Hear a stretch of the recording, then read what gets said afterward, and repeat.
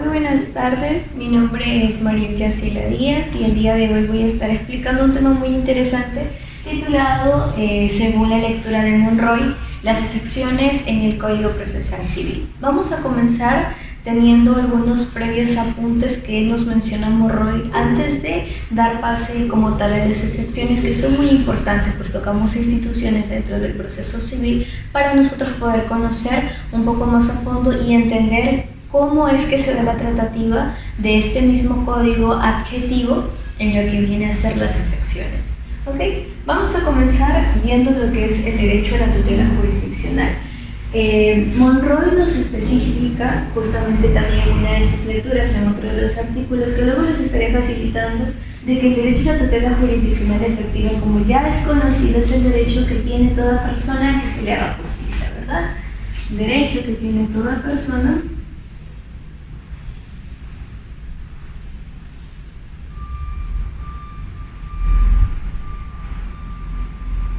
a que se le haga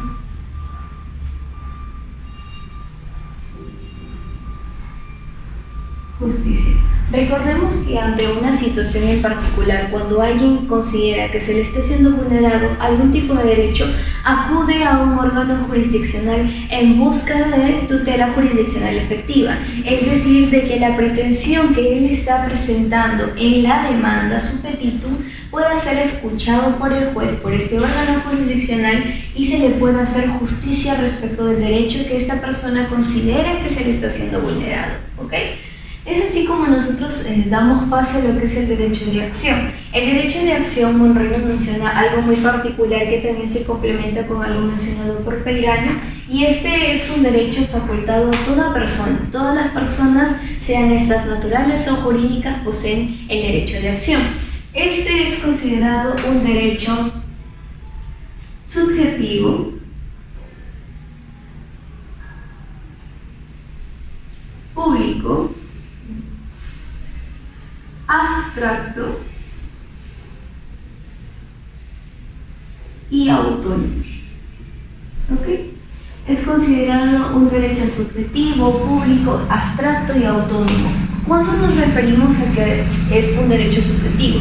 Porque el derecho de acción va a pertenecer a cada persona en particular. Es decir, este va a ser arraigado a cada sujeto para poder ejercitar este derecho de acción. Es propio de cada persona. Cuando nosotros nos referimos a que es un derecho público, es porque el derecho de acción, al acudir a un órgano jurisdiccional en búsqueda de tutela jurisdiccional efectiva, estamos haciendo que el Estado intervenga. Entonces, el Estado interviene mediante sus órganos jurisdiccionales que son representados por el juez o por los jueces. Es por eso de que decimos que este derecho de acción es público. También mencionamos que es el derecho de acción es abstracto, pues justamente promueve este proceso judicial, ¿no? Porque promueve el proceso judicial, y también nosotros como personas tenemos el derecho a ser escuchados en los estrados judiciales, a que se pueda escuchar lo que nosotros estamos pretendiendo, que luego esto se va a materializar como tal o se va en un acto procesal como lo es la demanda. Dentro también tenemos de que este es un derecho autónomo. Consideramos que es autónomo porque el derecho de acción es independiente del derecho objetivo material. Es decir, nosotros podemos entender aquí que antes el Código Procesal Civil con el Código Civil eran concebidos como uno solo. Es así con las actualizaciones que se da en los códigos recientemente actualizados como lo es y vigente, como lo es el Código de 1984, se hace una separación, obviamente que le antecede mucho más, pero se hace una separación del Código Civil con el Código Procesal Civil, para poder entender de que este derecho de acción es particular, es autónomo, tiene sus propias instituciones y sus propias ramas que tienen que ser analizadas y estudiadas respecto de otros derechos, ¿ok? Luego tenemos el derecho de contradicción. El derecho de contradicción es prácticamente algo contrario al derecho de acción. Mientras que el derecho de acción lo ejercita toda persona que tiene la facultad o que se encuentre en la situación de demandante, el derecho de contradicción lo ejercita toda persona que se encuentre en situación de demandado. ¿Ok?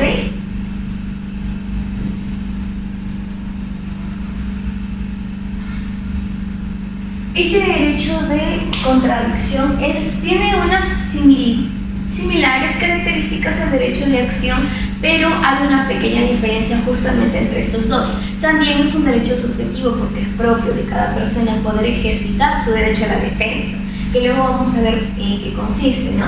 Entonces tenemos aparte que es público, pues porque también se va a realizar mediante la intervención del juez. También tiene la potestad de que éste pueda promover el proceso. Cuando uno contesta la demanda en mi facultad, en mi situación de demandado, voy a poder ejercitar mi derecho de contradicción. Esto yo puedo decidir si lo ejercito o no, porque va a depender de mí como demandado. Si yo decido aceptar, es decir, hacer caso omiso a la demanda que se me está presentando y esta va a continuar el proceso, o si es que deseo contradecir todo lo que está mencionando el demandante en la demanda presentada, ¿ok? Sea esto material de hecho o material de derecho, ¿ok? Entonces, esta diferencia va a radicar en que mientras que el derecho de acción es independiente, es decir, tú lo vas a poder ejercitar, el derecho de contradicción depende del derecho de acción. ¿Por qué? Este derecho de acción, justamente la dependencia, la diferencia viene a ser la dependencia del derecho.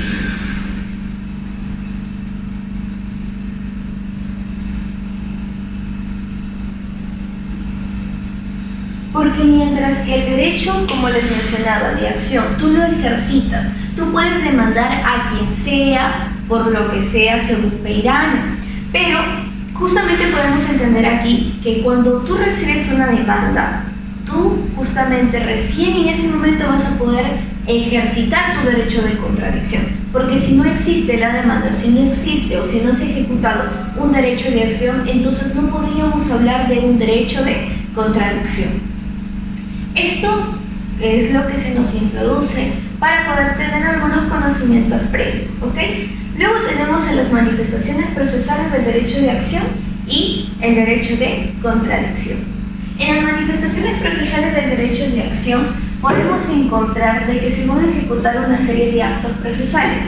Estos actos procesales para que se puedan materializar. Es decir, si mi derecho de acción y mi derecho de contradicción, como si ya son abstractos, tengo que materializarlos. Entonces, ¿cómo materializo mi derecho de acción? El derecho de acción, según Monroe, se va a materializar mediante la presentación o la celebración de un acto jurídico procesal como lo es la demanda.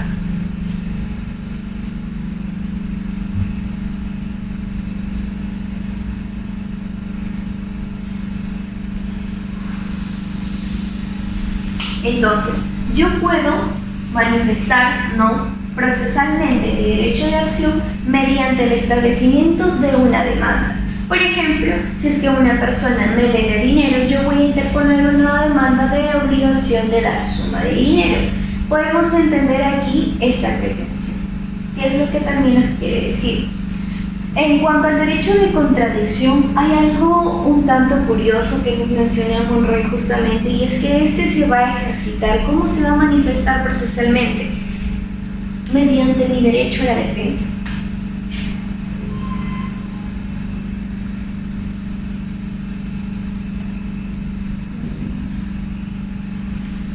Mediante el derecho a la defensa yo manifiesto, mi derecho a la contradicción. Obviamente que yo realizo una contestación de la demanda. En esa contestación de la demanda yo voy a ejercitar mi derecho a la defensa.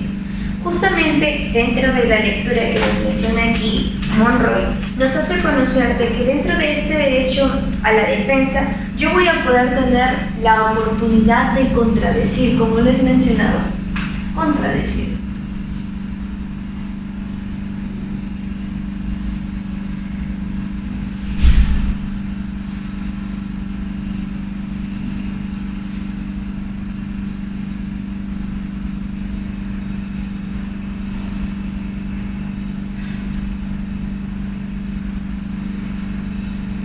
Yo voy a poder tener la oportunidad de contradecir los fundamentos tanto de hecho como de derecho de el demandante.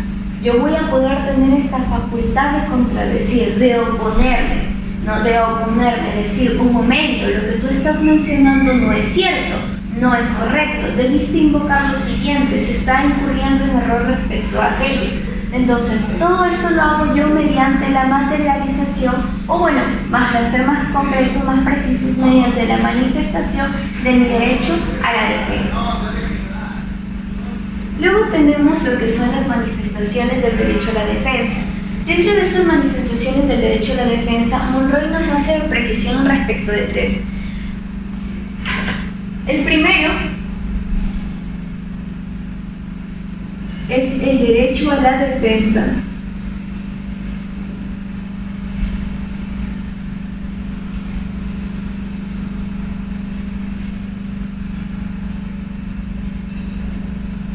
Es el derecho a la defensa de fondo.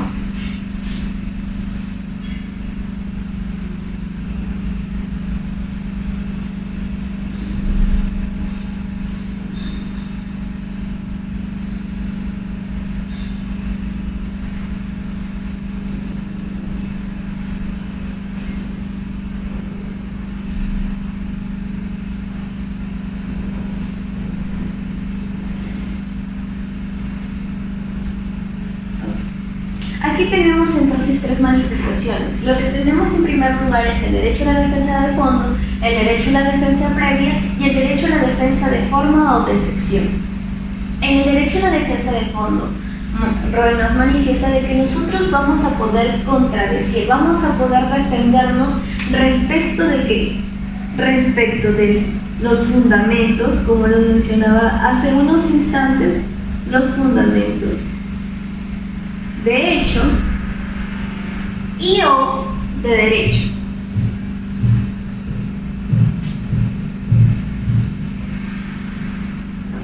Que está invocando la parte demandante. Esto es en cuanto a la derecha de la defensa al derecho a la defensa de fondo. Luego tenemos el derecho a la defensa previa. El derecho a la defensa previa como tal, en un caso en particular nos presenta Monroy específicamente aquí para poder entender cómo es que se concreta. Y técnicamente voy a dar la definición, luego voy a explicar el caso. Es que antes, el demandante, antes de presentar como tal o de ejercitar su derecho de acción mediante la presentación o la manifestación de una demanda ante un órgano jurisdiccional, debió realizar un acto previo. Entonces, la realización de este acto previo, justamente, si es que se realiza, va a poder tener validez y va a continuar normalmente el proceso. Pero, ¿qué pasa si es que este no se realiza? Yo puedo ejercer mi derecho a la defensa previa. ¿Por qué? Porque digo, un momento, señor juez, un momento, señor órgano jurisdiccional. El demandante, antes de ejercitar su derecho a la acción, debió realizar un acto previo, el cual se pactó correspondientemente si es que sucedía algún tipo de inconveniente entre los dos en el que no nos pusiéramos de acuerdo. Entonces, justamente eso es lo que nos dice Monroy.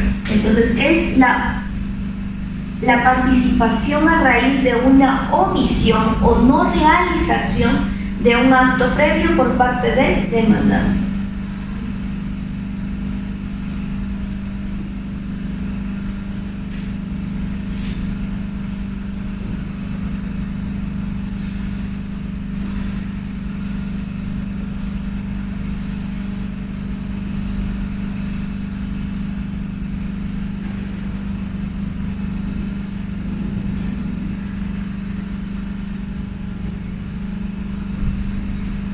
El ejemplo que se nos suscita aquí es lo siguiente. Supongamos, vamos a utilizar este espacio para poder realizar el ejemplo a modo de que se pueda entender. Juan alquila un departamento, ¿ok? Por lo cual realizó un contrato de arrendamiento con Pedro. Pedro es el arrendador y Juan es el arrendatario. Es decir, Pedro es el que alquila y Juan es el que se encuentra. Disculpe, Pedro es el que va a dar la posibilidad de que se alquile el departamento y Juan es el que va a estar haciendo el uso de su derecho de alquiler. ¿Ok? Entonces, Dentro de esto se realiza un contrato como tal, contrato de arrendamiento, en el cual se van a disponer determinadas cláusulas. Dentro de estas cláusulas se dispone unas situaciones. La primera es el plazo. ¿Cuánto es que va a durar este contrato? ¿Por cuánto se quiere arrendar Juan el presente departamento? ¿Cuándo es que vence también y cuánto va a ser las cuotas que va a estar pagando respecto de él? Aparte, hay una cláusula especial que se realiza por parte de estos dos en el transcurso del tiempo. Se hace una modificación a este, pues Juan, al verse pronto el plazo de vencimiento respecto del alquiler del departamento que le había alquilado a Pedro, él decide, mutuo acuerdo con Pedro, proponer de que el plazo se alargue. Es decir, hace una prórroga del plazo, se alarga este mismo, ¿no?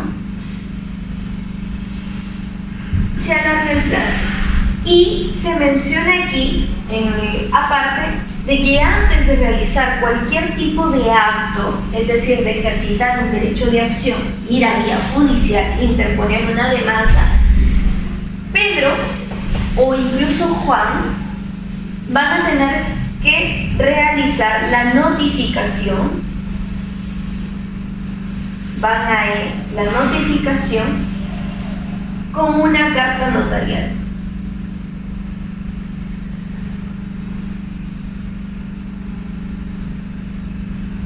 En esta situación, ¿qué es lo que pasa?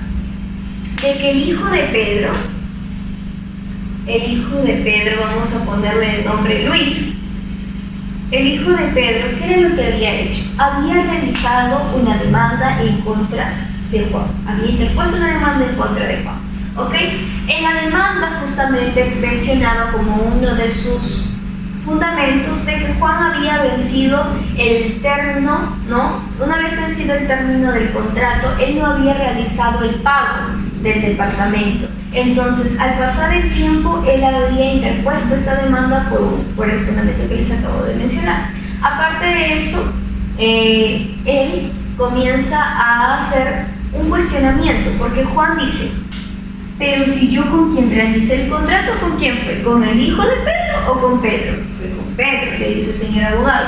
Entonces, si Pedro fue con el que yo realicé el contrato, es decir, el papá de Luis, quien me debió demandar, quien estuvo facultado de demandar, porque luego vamos a ver esto, para poder demandarme, es decir, ejercer su derecho de acción correctamente, de acuerdo y de conformidad con la ley, debió ser Pedro. Muy aparte de esto, él mencionaba de que se había pactado justamente el alargamiento de este plazo de vencimiento, ¿no? Que le diera unos días más, una semana más para poder él pagar el arrendamiento que estaba teniendo respecto del departamento. Y aparte ellos habían acordado que previa realización de una demanda, es decir, acudir a una vía judicial, se debía notificar a la otra persona mediante una carta notarial, y esta carta notarial debería ser respondida en un plazo de 60 días.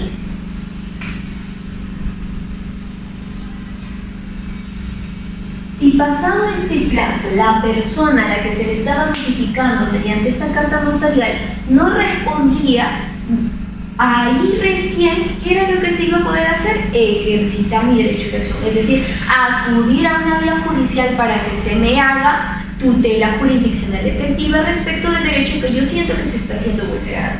Esto era el procedimiento y la situación que había pasado.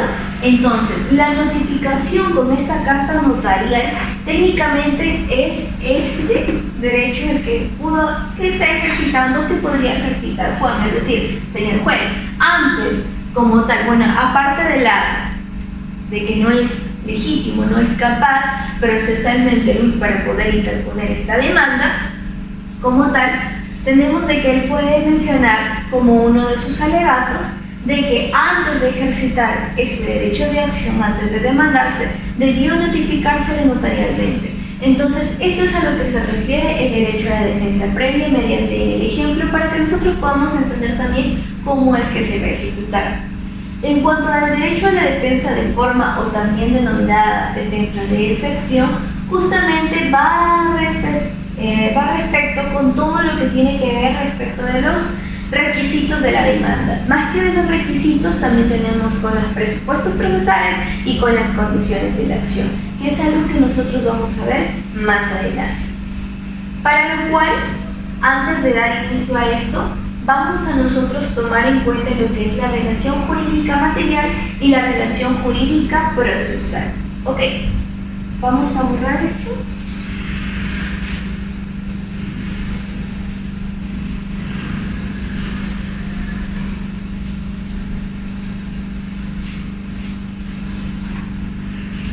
En la relación jurídica material y la relación jurídica procesal, nosotros debemos entender que aquí tenemos, en primer lugar, como ya es evidente, dos conceptos totalmente diferentes. Por un lado tenemos a la relación jurídica material y por otro lado a la relación jurídica procesal.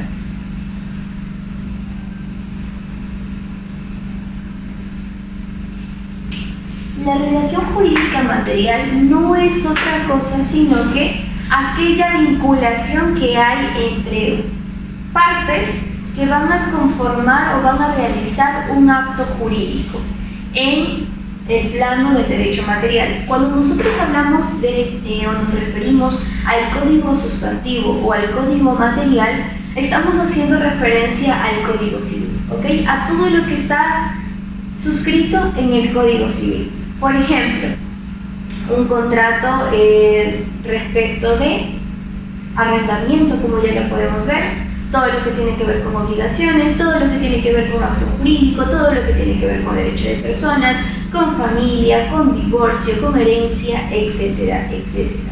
Entonces, dentro de esta relación jurídica material, para ser más específicos, vamos a utilizar el ejemplo de una obligación de dar suma de dinero, ¿ok? Un contrato de mutuo.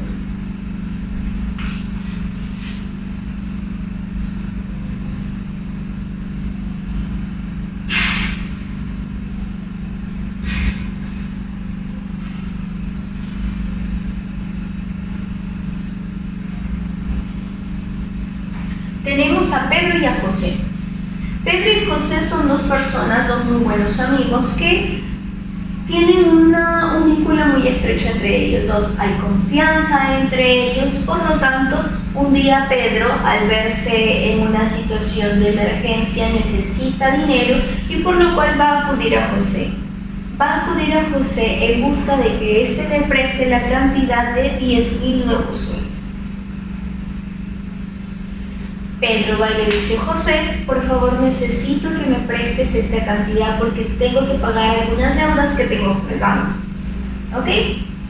Entonces José le dice: claro amigo, no hay problema, te voy a prestar esa cantidad. Entonces lo que corresponde hacer es un contrato. ¿Ok? Un contrato. Recordemos de que siempre se recomienda realizar un contrato cuando es en cualquier tipo de celebración de acto o negocio jurídico para asegurar ¿qué cosa? Nuestra relación jurídica y todo lo que se está acordando respecto de la existencia también de este mismo, los efectos que se tengan que tener cuando suscite algún tipo de problemática, porque si no va a ser más dificultoso probar de que primero existía el acto como tal y que se ejecutó dicha prestación. ¿Sí? Entonces, se hace un contrato. En este contrato se va a estipular, obviamente, al igual que anterior, el plazo, cuándo es que le va a tener que Pedro devolver los 10.000 soles a José, en cuántas cuotas, o se va a hacer como tal al champazo, como se dice, sin uno solo, o quizás si es que también hay un tipo de interés moratorio y compensatorio, no respecto de la cantidad que le está prestando. Entonces todo eso se va a estipular aquí en el contrato, ¿ok? Aquí, ¿qué es lo que está haciendo Pedro y José? Ellos aquí están en una situación jurídico-material, ¿ok? Se encuentran en una situación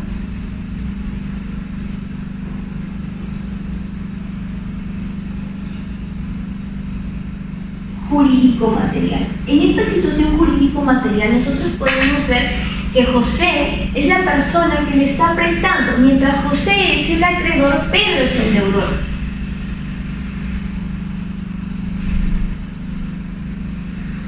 Entonces tenemos acá una situación que nos está posibilitando salirse en ciertas situaciones jurídicas. Mientras uno va a ser de acreedor, el otro está siendo de deudor. esta situación jurídica material, ¿quién lo regula? El Código Civil, el Código Sustantivo. Entonces, aquí no ha pasado ningún tipo de problemática, solamente se ha dado nacimiento a un acto jurídico como tal. Entonces, ese nacimiento, esa consolidación de este tipo de acto jurídico lo va a regular el Código Civil. Y con ello nosotros estamos refiriéndonos a que entre Pedro y José hay un vínculo. Este vínculo jurídico no es nada más ni nada menos que la relación jurídico-material. ¿Ok? Este vínculo que se suscita aquí en este nacimiento respecto de este acto jurídico, ¿no? Es una relación jurídico-material, ¿ok? Una relación jurídico-material en este contrato de mutuo. Entonces, aquí no hay ningún problema. Espero que hasta aquí esté quedando todo claro. Ahora vamos a ver en qué consiste esta relación jurídico-procesal. ¿Qué pasa si pasado el tiempo, supongamos, José le dice a Pedro, está bien, yo te voy a prestar el dinero, todo genial. Mencionamos de que este podía darle la oportunidad de cancelar, ¿verdad? Este pago en cuotas. Le dice, está bien Pedro, me vas a cancelar el dinero que yo te estoy dando en 5 meses. ¿Ok? En 5 meses. Entonces, cada 5 meses tú me vas a tener que a mí depositar una determinada cantidad. ¿Ok? Pasados estos 5 meses, si es que tú no me devuelves esos 10.000 soles o la cantidad como tal, total, independiente, supongamos de que Pedro estuvo pagando hasta el tercer mes. Pedro pagó hasta el tercer mes y en el tercer mes dejó de pagar con los intereses que le correspondían, en este caso compensatorios. José dice, ay no, ¿sabemos qué? Vamos a ir a solucionar esto de una vez porque yo necesito también mi dinero. José va a la casa de Pedro, le toca la puerta, le dice, Pedro, muy buenas tardes, mire, ¿sabes qué? ¿Te acuerdas cuando yo te presté estos 10.000 soles? Por favor, necesito que me los devuelvas. Necesito que vuelvas a pagar porque yo también estoy haciendo uso de ese dinero para cubrir determinadas necesidades.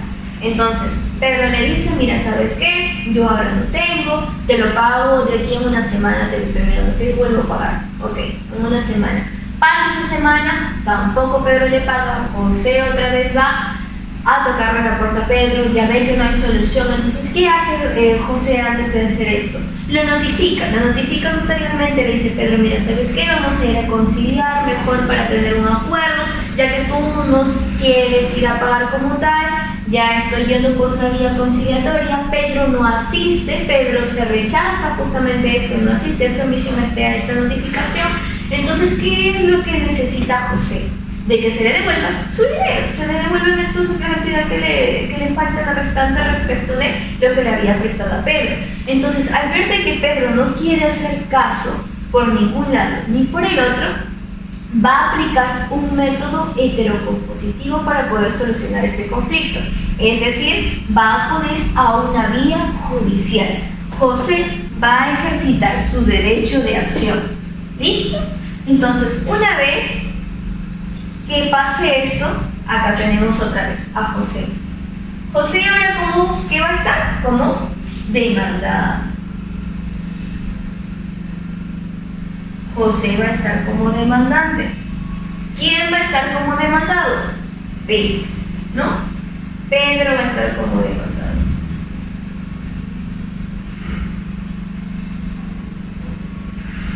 Pedro va a estar como demandado, por acá tenemos otros.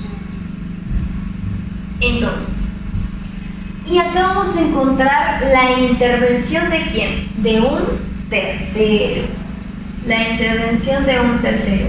El tercero lo vamos a colocar como el Estado en representación del órgano jurisdiccional, a simples casos, el juez. ¿Ok? Vamos a tener la figura del juez.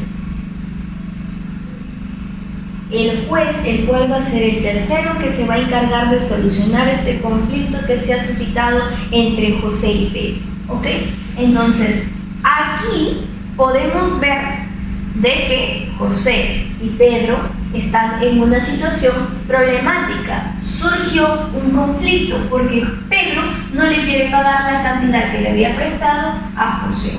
Entonces, al acudir a esta vía judicial, y José solicitar la intervención del juez para hacer valer su derecho que está siendo vulnerado, y Pedro, al comenzar a ser notificado, se le va a presentar esta demanda, se le va a emplazar, le va a decir: oye Pedro, mira, ¿sabes qué? Está siendo demandado por tal razón, por tal motivo, de acuerdo con José, ¿no? Entonces, esta situación que nosotros podemos ver aquí es nada más y nada menos que una relación jurídico-procesal. Entonces, si acá hablábamos de una relación jurídico-material que estaba regulado por el Código Civil, se estaba dando nacimiento a este acto jurídico, ¿no? Acá podemos ver a este negocio jurídico, a este tipo de acto jurídico, acá podemos ver de que se está dando nacimiento ¿a qué? A un acto jurídico procesal. ¿Por qué? Porque se está interviniendo como tal, ¿no? Se está suscitando una problemática. Entonces, al suscitarse esa problemática, José haber tratado de agotar todas las vías para poder solucionar este conflicto de manera pacífica con Pedro y no encontrar respuesta, tiene la necesidad de hacer valer su derecho mediante un órgano jurisdiccional, mediante el juez. Por lo tanto, acude a vía judicial, presenta esta demanda. Aquí, en esta situación, desde el momento en que José ejercite su derecho de acción mediante la manifestación de esta demanda, ellos se van a encontrar en una situación diferente. Es decir, en una situación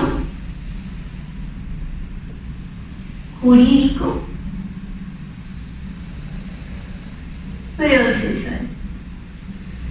Se van a encontrar en una situación jurídico-procesal. Y en esta situación jurídico-procesal, José y Pedro van a tener un vínculo. Este vínculo que los relaciona, que los une, que ata uno al otro, es nada más y nada menos que la relación jurídico-procesal. Entonces, esto lo regula el Código Civil. ¿Y esto qué lo regula? El Código Procesal Civil. El Código Procesal Civil se encarga de regular justamente todo esto cuando se suscita un tipo de conflicto, un desacuerdo entre las partes, para lo cual se necesita acudir a una vía judicial para poder solucionar este mismo mediante la intervención del juez como el tercero, imparcial. Entonces, esto es lo que nos quiere decir justamente Monroy en la lectura. Nos explica todo esto para poder entender qué es una relación jurídico-material y qué es una relación jurídico-procesal. ¿Sí? Entonces, este es el ejemplo que estamos utilizando aquí. Vamos a borrar.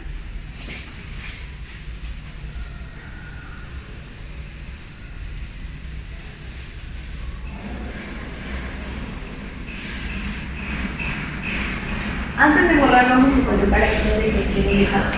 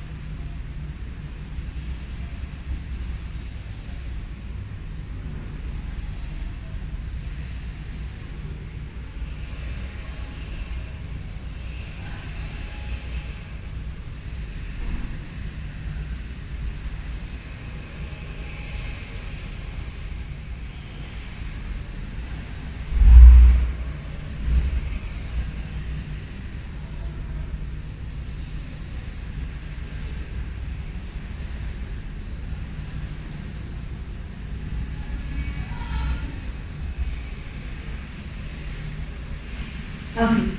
Entonces, a manera de resumen podemos entender aquí de que la relación jurídico-material, estoy colocando punto 1, punto 2 porque no tengo mucho espacio, pero la relación jurídica material lo estoy definiendo como aquel vínculo que nace de la ejecución de un acto regulado en el Código Sustantivo, como ya lo hemos mencionado aquí. En cambio, la relación jurídico-procesal es aquel vínculo resultante de la ejecución de un derecho de acción por sentir la necesidad de salvaguardar un derecho y darle solución a través o con la intervención de un órgano jurisdiccional. Entonces aquí podemos entender aquello que nos menciona Monroy en distintas palabras respecto de lo que es una relación jurídico-material y una relación jurídico-procesal. Vamos a continuar con una segunda parte de este video respecto a los presupuestos procesales, así que continuemos.